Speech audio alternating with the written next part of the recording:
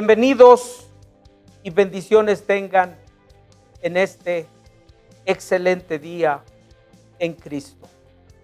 En este programa de Escudriñando las Escrituras. El tema de hoy, la esperanza en Cristo, nuestra ancla del alma. Basado en el libro de Hebreos capítulo 6, de los versículos 18 en adelante.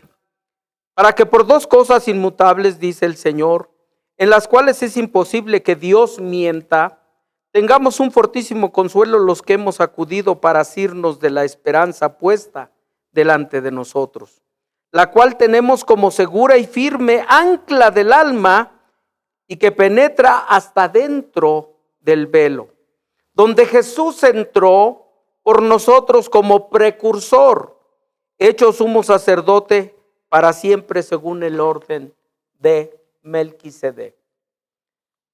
Padre, bendice tu palabra, con la unción de tu Espíritu Santo, manifiéstate, y gracias porque en el nombre de Cristo es para edificación de nuestras vidas, y que los que lo escuchamos lo vivamos, confiados en ti y por ti, vencedores somos, oh Cristo, en comunión contigo, Dios Padre y Espíritu Santo. Amén. La Escritura nos enseña y nos habla de un ancla. Nos los dice claramente, la cual tenemos como segura y firme ancla del alma, que penetra hasta dentro del velo. Pero antes de ello nos habla de que tengamos un fuerte consuelo. La palabra consuelo tiene que ver, consolador, tiene que ver con ayuda. Dios a nosotros nos ayuda y creemos firmemente que Jesús es esa ancla. El ancla debemos de creer y confiar y ver por las imágenes que son pesadas. Tiene dos anzuelos y su cuestión de peso que encalla, que se planta, se baja de las embarcaciones, desciende hasta que toma un lugar a donde se asegura. Es un arpón, dicen algunos, compuesto, dice, de una barra llamada caña, con sus brazos firmes para disponer, sostener, fortalecer en el movimiento, o más bien dicho, para que ante el movimiento o las tempestades, la embarcación no vaya más adelante o vaya más a la deriva. Es mantener una embarcación, el ancla fija en el mar. Y esto tiene que ver con lo que sucede en lo espiritual. La Biblia nos enseña que debemos nosotros tomarnos, aferrarnos a esa esperanza que es en Cristo Jesús. Entendemos una frase que dice ahí: Dios no miente. En el libro de Tito, en el capítulo 1, en el versículo 2, nos enseña y nos dice de esta manera: en la esperanza de la vida eterna, la cual Dios, que no miente, prometió desde antes del principio de los siglos. Hay una afirmación de que Dios no miente. El libro de Números nos enseña en el capítulo 23, 19, que Dios no es hombre para que mienta, ni hijo de hombre que se arrepienta. Él dijo y hará. Habló y no lo ejecutará. Aquí me está diciendo que por cuanto Dios dice, lo cumple. Dios habla y lo ejecuta o realiza. Cuando nuestra esperanza está basada en lo que dice la Sagrada Escritura, Juan en su carta dice que si pedimos de acuerdo a la voluntad de Dios, Él nos oye, y si nos oye tenemos las peticiones que le hayamos hecho. En el libro de los Salmos dice: no está la palabra en mi boca y tú ya la sabes toda. El concepto de Dios es de que al hablar con su verdad, nosotros somos bendecidos. Ahora, en el primer libro de Samuel, en el capítulo 15, 29, se establece esta porción que dice a la letra así: además, el que es la gloria de Israel no miente. Jesús vino a hoy a nosotros y nos dice: la gloria que me diste, le dice al Padre, Juan 17, yo les he dado. Pero esa gloria de Israel, según este pasaje, dice que no miente, ni se arrepentirá. Dios no se volverá atrás. Dios nunca camina hacia atrás. Él siempre va hacia adelante. Y si vamos tomados de su mano, porque dice que de su mano nadie nos puede arrebatar, dijo Jesús, de la mano de mi Padre nadie nos puede arrebatar. Piensa que estás en las manos del Señor y Él siempre va hacia adelante, no va hacia atrás. Estamos hablando de un ancla, estamos hablando de una embarcación. El Señor siempre va hacia adelante y no hacia atrás. Y cuando se opone a alguien llamado adversario o adversidades, el Señor va adelante, allana caminos, abre veredas, abre mar, etcétera. Conviene creerle al Señor. Y dice también: porque no es hombre para que se arrepienta. Dios establece que no se arrepiente. No se arrepiente de sus promesas.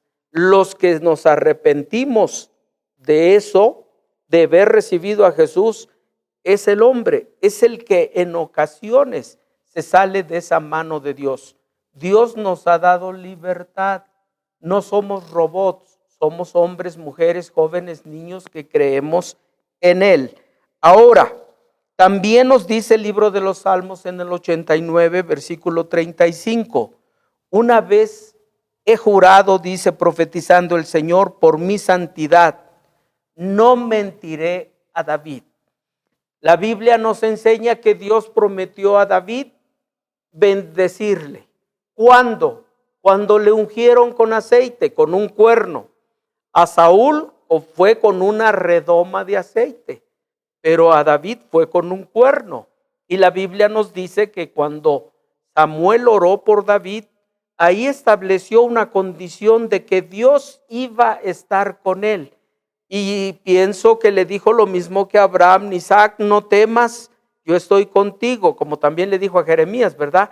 Pelearán contra ti, pero no te vencerán porque yo estoy contigo. A nosotros, según Isaías, nos enseña y también por allá nos dice, ¿verdad? Yo soy tu escudo y tu galardón. También nos enseña y nos dice: no temas ni te intimides porque yo soy tu Dios. Siempre te ayudaré, siempre te sustentaré con la diestra de mi justicia, etcétera. La Biblia a nosotros nos enseña que Dios no miente. Pero ¿para qué es el ancla? Nada más quiero hacer la referencia muy clara de lo que dice la Escritura en el versículo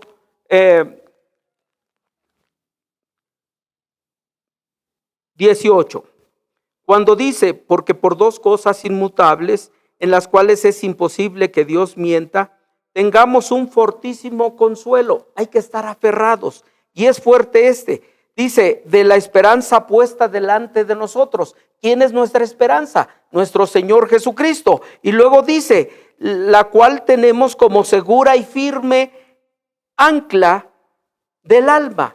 Nuestras emociones, nuestra voluntad y nuestra mente firmes a través de esa ancla que es Jesús. Pero ¿saben qué dice ahí? Que esa ancla penetra el velo. La Biblia nos enseña que en el Antiguo Testamento el tabernáculo estaba constituido de 3 partes. Dios le dijo: construye un tabernáculo a donde yo voy a estar en medio de ustedes. yo ahí les voy a hablar. Y Moisés hizo el llamado y se construyó el tabernáculo, la casa o la tienda donde Dios habitaba en el desierto con ellos, que se desarmaba, armaba, una nube era la que les guiaba, etcétera. Pero el punto es que tenía tres partes: atrios, lugar santo y lugar santísimo. Atrios, lugar santo y lugar santísimo. Y las primeras cortinas, llamadas puertas, dice que eran de azul, púrpura, carmesí y lino torcido. Pues azul, que vino del cielo Jesús; carmesí, o el sufrimiento, etcétera. El concepto es de que dividía del campamento hacia adentro, eran lo que era atrios. Y ahí, en esa parte, estaba el lavacro, o donde la fuente de bronce, donde se lavaban manos y pies los sacerdotes, que son los únicos que podían entrar. Y de la misma manera el altar del sacrificio de bronce, a donde los sacrificios por pecados y el todo quemado, el holocausto, se hacían todos los días. Por el otro lado estaba ya otra cortina igual de azul, púrpura, carmesí, lino torcido, cosido con hilo de oro. La Biblia nos enseña que para pasar ahí los sacerdotes entraban y encontraban la mesa de los panes, el candelabro y el altar del incienso, que son las oraciones.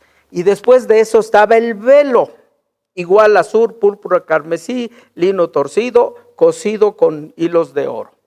La Biblia nos enseña que eso dividía el lugar santo del lugar santísimo. En el lugar santísimo estaba el arca del pacto, la cual tenía el propiciatorio, que era una tapa de oro, y habían dos querubines que representan la gloria del Señor. En el arca estaba la vara de Aarón, las tablas de la ley y la porción del maná que descendió del cielo. Ahí estaba, tipo y figura de la palabra, tipo y figura de los milagros, la vara de Aarón. Recuerden que se extendía y plagas, se abrió el mar, etcétera. Y por el otro lado, el maná, las tablas y el maná, que es el alimento, la palabra de Dios. Pero lo hermoso es que dice que esa ancla penetra detrás del velo. Aún el velo.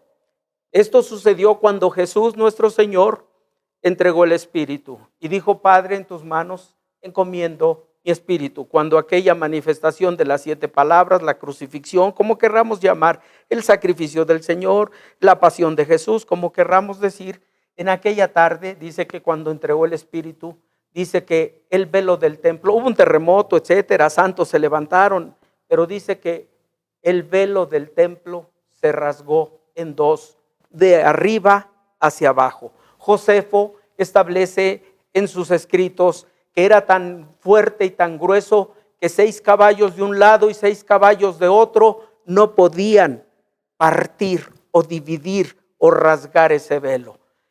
Qué glorioso, porque cuando Jesús muere, dice la Escritura que ese velo se rasgó para entrar, como bien dice la parte final o en el versículo 20 del libro de Hebreos 6. Dice: donde Jesús entró por nosotros como precursor. Ahora Jesús está sentado a la diestra del Padre, intercediendo por nosotros. Lo dice Pablo a los Romanos en el capítulo 8:34. ¿Quién condenará? Cristo fue el que murió, quien además resucitó y está sentado a la diestra del Padre, intercediendo por nosotros. El ministerio de Jesús no ha cesado. Sigue intercediendo por nosotros. Y es ahí donde debemos nosotros confiar. Por eso decimos entregarle la vida o nuestras vidas a Jesús. Y con oraciones a veces tan sencillas como lo hemos hecho. Padre, te entrego mi vida, mi ser espiritual, mi cuerpo. Renuncio al pecado. Te recibo como mi único y suficiente Salvador personal. Escribe mi nombre en el libro de la vida. Renuncio a la herencia espiritual de mis padres para recibir la herencia espiritual tuya, coheredero del reino, junto con todos los que en justicia y en verdad te aman. Gracias, Jesús. Es una oración que trae como efecto bendición. Ahora, dice que es un ancla. de nuestra alma. Ahí se someten nuestras emociones, nuestra voluntad, nuestra mente. Cuando una embarcación llega a determinado lugar para que no vayan a otro, bajan anclas. Pero en ocasiones andan en el mar. Y al andar en el mar hay tormentas, tempestades, maremotos, como los que pasaron los discípulos. Recuerden que los discípulos pasaron algunas circunstancias de esta. Una ocasión le dijeron a Jesús, estaba descansando, durmiendo, y van y le llaman, maestro, maestro, ¿no ves que perecemos? Y Jesús se levanta y dice que le dijo a los vientos contrarios y todo, enmudece, y se calmaron, toda aquella tempestad se calmó. Y aquellos decían, maravillados, ¿quién es este que aún todas estas adversidades se le someten? Pues es Dios. Bueno, Jesús es esa ancla, que cuando nuestras vidas están en tribulación, en adversidad, para que no nos perdamos y la embarcación en aquellos casos de los, hablando de marinos, no vayan a cualquier rumbo, esa ancla les sostiene y pasan las adversidades, pero el barco, la embarcación continúa ahí. Pues así es en Cristo.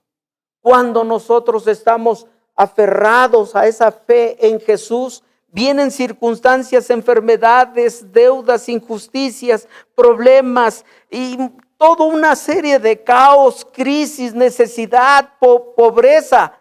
Nosotros debemos de tener la certeza de que si permanecemos en esa fuerza y en ese poder del que nos sostiene, que es Jesús, vamos a ser bendecidos. Hoy Jesús está sentado a la diestra del Padre intercediendo por nosotros. Ahora, el ancla entonces es mucho más que esperar o esperanza, porque nos indica que una vida depende plenamente de Dios. Ahí nosotros nos sustentamos, ahí nosotros nos fortalecemos, ahí nosotros somos firmes. La historia bíblica de Daniel nos enseña que él permaneció ante la adversidad cuando lo echaron al foso de los leones. Él permaneció firme, creyó. Y dice que cuando lo echaron, la Biblia nos enseña ante leones hambrientos, dice que no le hicieron nada, porque un varón vino y estuvo acompañándole, el cual dice que cerró la boca de los leones. Ahora, salió el libre, bien, con vida, pero cuando echaron a los otros, dice que todavía no llegaban al piso y los leones, a los que lo habían arrojado, a Daniel, dice que los leones hicieron presa y los devoraron. La grandeza de un Dios que ante las adversidades, Daniel estuvo ahí firme, sostenido en esa ancla que era Dios. Hoy nosotros tenemos a Cristo y permaneció, dependió de Dios. Así nosotros, si dependemos de Cristo, nos va a guardar. Por eso dije que es un poco más que esperanza, la cual dice Pablo en Romanos 5, no avergüenza, porque el amor de Dios ha sido derramado en nuestros corazones por el Espíritu Santo, y el Espíritu Santo en nuestras vidas es poder. Ahora, también nosotros nos anclamos o nos sujetamos, esa es parte nuestra, esperando la salvación, redención, provisión, salud, paz, bienestar. O sea, nosotros nos aferramos y esa embarcación o nosotros, si lo vemos así, vamos a permanecer bendecidos. ¿Quién soporta todos esos jaloneos en una embarcación? Los hombres harán lo que quieran hacer, pero quien está sosteniendo esa embarcación es el ancla. Así nuestras vidas serán y permanecerán ante las adversidades, porque están sometidas a la voluntad y a la palabra gloriosa de nuestro Señor Jesucristo. Ahora, el ancla es una masa pesada, que hace que se retenga el navío o la embarcación ahí, fija.